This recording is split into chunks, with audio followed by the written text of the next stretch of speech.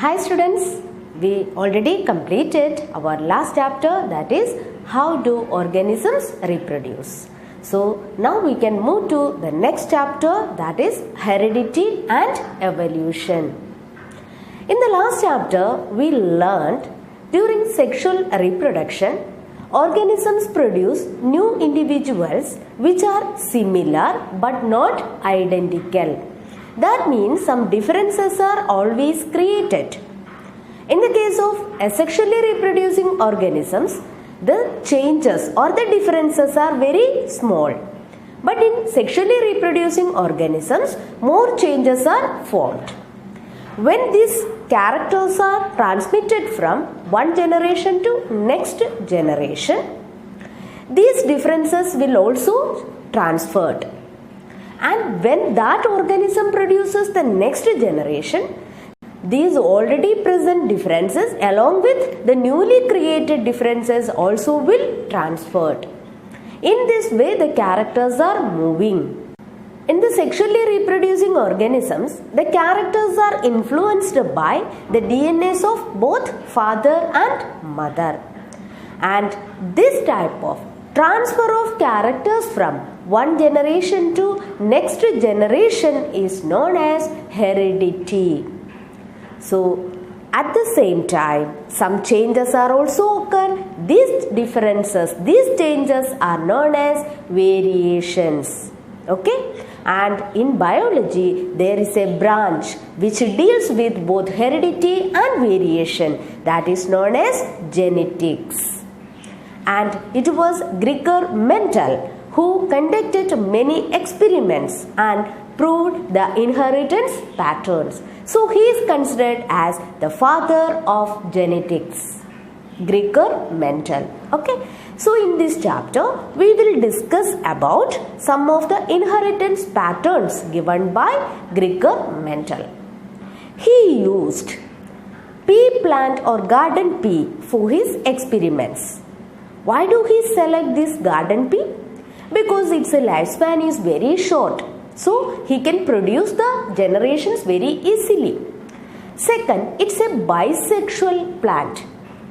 Now you know what is a bisexual plant. It has both male and female sex organs in it. So self-pollination as well as cross-pollination is very easy. Another thing, this pea plant shows different contrasting characters. For example, if we take height, there are tall plants and dwarf plants. Color of the flower, violet or white. Position of the flower, axial or terminal. Shape of the seed, round or wrinkled, and so on. Mendel actually find out around 7 contrasting characters in the pea plant. Because of all these reasons, he selected pea plant for his experiments. Okay. Now let us study how did Mendel perform his experiment. Okay. Here he select a tall pea plant. Okay. And crossed it with a dwarf pea plant. Dwarf means short pea plant. And this is the physical nature, character.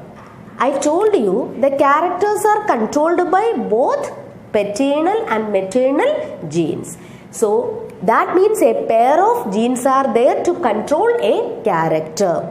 Here we can represent these genes using alphabets. Okay. Here I am using capital T for tallness and small t for shortness or dwarfness. Okay. Now, one more thing you learned in the last chapter. During gamete formation or the gametes, the germ cells that contain only half the number of chromosomes or half the amount of DNA. So here also during gamete formation it gets separated and each gamete receives only one. Okay, so one gamete with capital T, another gamete also with capital T. Here also the same rule. Now, how these gametes fuse? Let us take. We can use a checkerboard to find out this. Okay, here capital T, capital T. Here small t, small t. How it is united? Capital T, small t. Here also capital T, small t, capital T, small t, capital T, small t. Okay, so two genes are there in each, but both genes are different. Here the thing is, there are certain genes which dominate always, which get expressed always. That genes are known as the dominant genes, and that character is known as the dominant character. Here you can see one gene that determines the tallness and one gene that determines the dwarfness. But here the capital T, that is the gene for tallness, always expressed. So here the character is tall. Here also the character tall. Here also the character tall. Here also the character tall. That means in the first generation all the progenies formed were tall. Okay, all tall. And this first generation is known as the F1 generation, first filial generation or F1 generation. All the progenies were tall, but the parents there were tall as well as dwarf. But the progenies in the F1 generation were tall. What happens to the dwarf there? So Mendel self-pollinated the F1. Okay, let us check. F1, it is capital T, small t. Again capital T, small t, because self-pollination. So here also the gametes will be formed in such a way.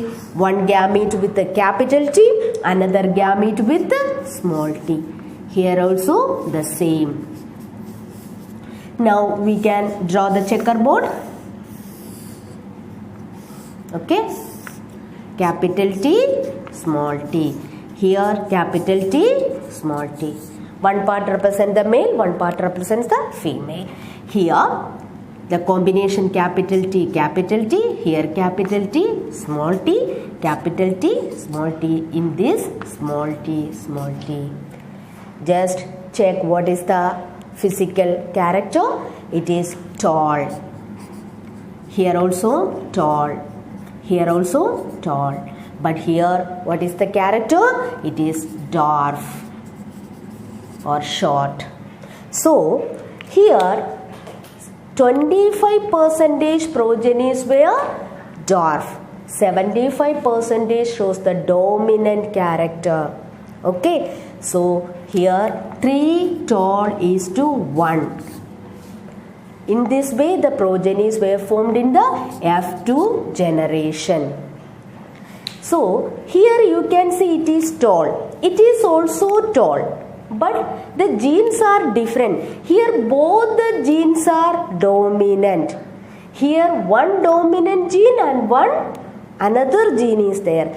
That gene cannot express when it is along with the dominant gene. But when this gene occurs in pairs, it expressed. So such genes are known as recessive genes. They can express only when it comes in together. Okay, and the genes which always express, that is known as the dominant gene, and the gene that gets suppressed in the presence of a dominant gene, that is known as the recessive gene. So here the characters, dominant character and recessive character, it occurs in the ratio 3:1. Here how many characters Mendel selected? Only one character, height. So this type of cross using only one character is known as monohybrid cross, and the ratio is monohybrid ratio. Here the monohybrid ratio is 3:1. In this way, Mendel proved that characters may be dominant or recessive. Here in the first generation also the recessive gene is there, but it cannot express. When these recessive genes occur in pairs, it gets expressed. Okay, so characters may be dominant or recessive. And one more thing, here the physical nature, I wrote it all off like that. That physical nature is known as the phenotype and the genetic constitution is known as genotype. Here the tall, its genotype is capital T, capital T. But here the genotype is capital T, small t. Here recessive gene is also there. Okay, so the genetic constitution is known as genotype. Physical appearance is known as phenotype. This was the first cross conducted by Mentel using the pea plant. And what was the conclusion? Characters may be dominant or recessive. The remaining thing we can study in the next class. Thank you.